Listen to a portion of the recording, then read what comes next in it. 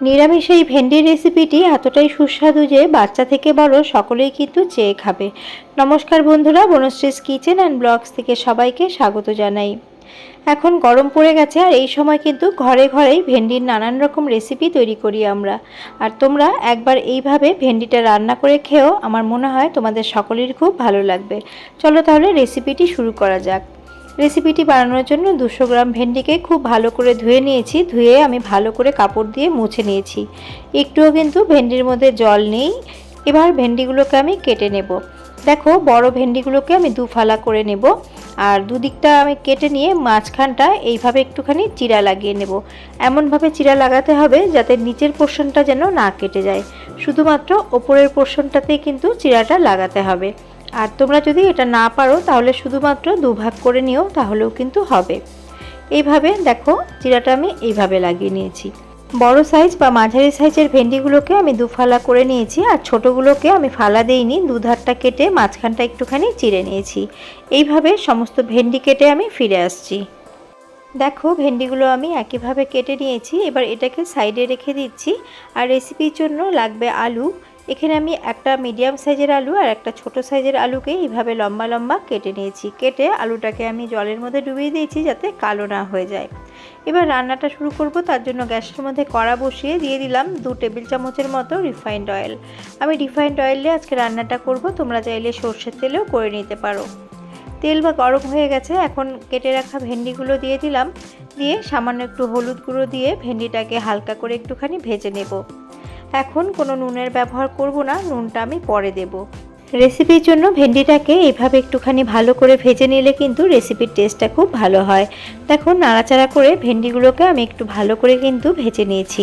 এখন তেলটাকে ছড়িয়ে নিয়ে তুলে নিচ্ছি।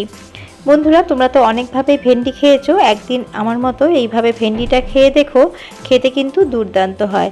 আর বানানো তো খুবই সহজ, তোমরা যে কোনো নিরামিষ দিনেও খেতে পারো বা আমিষ দিনেও কিন্তু খেতে পারো।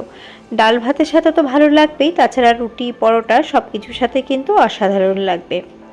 এবার এর মধ্যে আমি আর একটুখানি তেল দিয়ে দিচ্ছি। এটা শুকনো শুকনো হবে রেসিপিটা, তার জন্য তেলটা আমি আর একটুখানি অ্যাড করে দিলাম। তোমরা চাইলে আর একটু কম তেলেও কিন্তু রান্না করতে পারবে। তেল গরম হয়ে গেলে একটা শুকনো লঙ্কা ফোড়ন দিয়ে দিলাম, তার সাথে দিয়ে দিলাম হাফ চা চামচ 5 ফোড়ন, আর দিয়ে দিচ্ছি 1 চা চামচ গোটা ধনে। গোটা ধনেটাকে আমি একটুখানি হাম্বল দিস্তার মধ্যে ক্রাশ করে দিয়ে দিয়েছি। এর মধ্যে আমি 1/4 চা চামচ হিং দিয়েছিলাম। তারপরে আমি ধুয়ে রাখা আলুগুলো দিয়ে দিলাম। ক্যামেরাটা অন করতে ভুলে গেছিলাম বন্ধুরা, তার জন্য সেই স্টেপটা আমি তোমাদের দেখাতে পারলাম না। আলু দিয়ে একটুখানি ভালো করে মিশিয়ে নিলাম। এবার আলুর মধ্যে সামান্য পরিমাণ মতো নুন দিয়ে দিলাম, আর দিয়ে দিচ্ছি সামান্য পরিমাণ হলুদ গুঁড়ো। নুন এবং হলুদ দিয়ে আলুটাকে মিডিয়াম টু হাই ফ্লেমে 3 থেকে 4 মিনিট মতো প্রথমে আমি ভেজে নেব। আগে কিন্তু আলুটাকে ঢাকা চাপা দিয়ে ভাজবো না, তাহলে আলুটা সেদ্ধ হয়ে যাবে, ভাজাটা কিন্তু ভালো হবে না। তার জন্য হাই ফ্লেমে 3 থেকে 4 মিনিট মতো আলুটাকে ভেজে নেব। আলুর ওপরে একটুখানি লাল লাল ভাব হবে, তারপরে কিন্তু আলুটাকে ঢেকে দেব। তাহলে কিন্তু আলুটা খেতে বেশি ভালো লাগবে। মিডিয়াম টু হাই ফ্লেম করে আলুটাকে 4 থেকে 5 মিনিট ভেজে নিয়েছি। এবার আলু সেদ্ধ হওয়ার জন্য ঢাকা চাপা দিয়ে আরও 3 থেকে 4 মিনিট আমি রান্না হতে রাখলাম। আলুটা সেদ্ধ হতে হতে আমি আরেকটা প্রিপারেশন করে নেব। আমি একটা তড়কা প্যান নিয়ে নিয়েছি, তার মধ্যে 1 টেবিল চামচ আমি দিয়ে দিয়েছি বেসন, আর বেসনের মধ্যে হাফ চা চামচ দিয়ে দিয়েছি কাশ্মীরি লাল লঙ্কার গুঁড়ো। একদম লো ফ্লেম করে বেসনটাকে কিন্তু ভেজে নিচ্ছি। কাঁচা বেসন দিলে কিন্তু একটা কেমন গন্ধ হবে, তার জন্য বেসনটাকে খুব ভালো করে ভেজে নিতে হবে। বেসন ভাজার একটা মিষ্টি গন্ধ বেরোতে শুরু করেছে, এখন গ্যাসটাকে আমি অফ করে দিলাম। খেয়াল রাখতে হবে বেসনটা যেন পুড়ে না যায়, তাহলে কিন্তু একদমই ভালো লাগবে না। অপরদিকে আমি এখানে ঢাকা চাপাটা খুললাম। এখন আমি চেক করে নেব আলু ভালো করে সেদ্ধ হয়েছে কিনা। আলুটাকে কিন্তু এইভাবেই ভালো করে সেদ্ধ করে নিতে হবে, এর মধ্যে কোনো রকম জলের ব্যবহার হবে না, তার জন্য ঢাকা চাপা দিয়ে প্রথমে কিন্তু আলুটাকে সেদ্ধ করে নিতে হবে। এই পর্যায়ে আমি হাফ ইঞ্চি আদা এবং 3টে কাঁচা লঙ্কাকে থেতো করে নিয়েছি, সেটাই দিয়ে দিচ্ছি। তোমরা চাইলে বাটাও দিতে পারো বা আদাটাকে গ্রেট করেও দিতে পারো, যেভাবে সুবিধে সেভাবেই দিয়ে দেবে। এবার লো ফ্লেম করে আদা কাঁচা লঙ্কার সাথে আলুটাকে একটুখানি ভাজা ভাজা করে নেব। তার আগে দিয়ে দিলাম হাফ চা চামচ ধনে গুঁড়ো। দিয়ে এটাকে কাঁচা লঙ্কা আর আদাটাকে তেলের মধ্যে একটুখানি ভালো করে ভেজে নিচ্ছি, তারপরে আলুর সাথে মিশিয়ে নেব।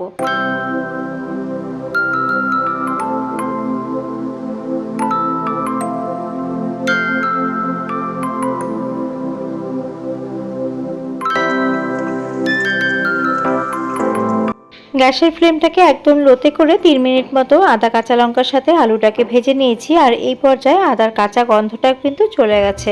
এখন আমি ভেজে রাখা ভেন্ডিগুলো দিয়ে আলুর সাথে ভালো করে মিশিয়ে নেব, যাতে ফোড়নের সমস্ত ফ্লেভার ভেন্ডির মধ্যে খুব সুন্দর চলে যায়। এটা খেতে এতটাই সুস্বাদু যে বাচ্চা থেকে বড় সবাই কিন্তু চেয়ে চেয়ে খাবে। বন্ধুরা, এটা কিন্তু একদিন হলেও তোমরা বানিয়ে খেও। আর এখন সদ্য সদ্য ভেন্ডি পাওয়া যাচ্ছে, আর কচি ভেন্ডি দিয়েই কিন্তু রেসিপিটি দারুণ হবে। মিনিট 2 মতো আমি এটাকে মিশিয়ে নিয়েছি। এখন আমি দিয়ে দিচ্ছি পরিমাণ মতো নুন। আমি ভেন্ডিতে কিন্তু আগে নুনের ব্যবহার করিনি, এখন সেই বুঝেই আমি নুনটা দিয়ে নিলাম।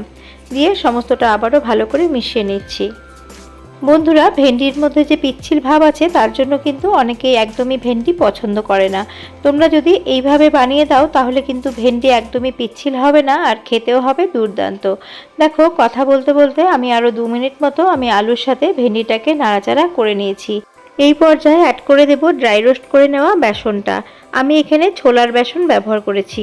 আর আমি যতটা পরিমাণ সবজি নিয়েছি সেই হিসেব করে আমি 1 টেবিল চামচ উঁচু করে বেসনটা নিয়েছিলাম। আর তার সাথে আমি হাফ চা চামচ আমি কাশ্মীরি লাল লঙ্কার গুঁড়ো কিন্তু আমি ড্রাই রোস্ট করে নিয়েছিলাম। এবার সমস্ত বেসনের সাথে এটাকে মিশিয়ে নিচ্ছি। আর দেখো, বেসনটা কিন্তু ভালো করে ভেন্ডি এবং আলুর মধ্যে কোট হয়ে যাচ্ছে। প্রতিদিনের মতো আবারও বলছি, যারা আমার পুরনো বন্ধু সবসময় আমাকে সাপোর্ট করছো, তোমাদের জন্য অনেক অনেক ভালোবাসা। আর যারা নতুন বন্ধু আমার চ্যানেলটি ভিজিট করেছো, যদি আমার চ্যানেলের ভিডিও তোমাদের ভালো লেগে থাকে তাহলে আমার চ্যানেলটিকে সাবস্ক্রাইব করার অনুরোধ রইল। আর পাশে থাকা বেল আইকনটির অল প্রেস করে দিলে আমার নিত্য নতুন ভিডিওর আপডেট সবচেয়ে আগে তোমরা পেয়ে যাবে। আর দেখো, কথা বলতে বলতে আমার কিন্তু রান্নাটা প্রায় রেডি হয়ে গেছে। বেসন কিন্তু ভালো করে সমস্ত কিছুর মধ্যে কোট হয়ে গেছে। আর এই চটপাটা ভেন্ডিটা খেতে কিন্তু দুর্দান্ত লাগে। সবশেষে এর মধ্যে হাফ চা চামচ আমি দিয়ে দিচ্ছি আমচুর পাউডার। তোমাদের কাছে যদি আমচুর পাউডার না থাকে তাহলে তোমরা লেবুর রসও কিন্তু দিতে পারো, তবে চেষ্টা করবে আমচুর পাউডারটা দেওয়ার, তাহলে কিন্তু এর যে আসল টেস্ট সেটা তোমরা পাবে। আর দেখো, আমচুর পাউডার দিয়ে ভালো করে মিশিয়ে নিয়েছি। গ্যাসের ফ্লেমটা কিন্তু আমি এখন অফ করে দিয়েছি। আজকের রেসিপি চটপটা ভেন্ডি খাওয়ার জন্য একদম রেডি হয়ে গেছে। এখন আমি তোমাদের সার্ভ করে দেখাচ্ছি।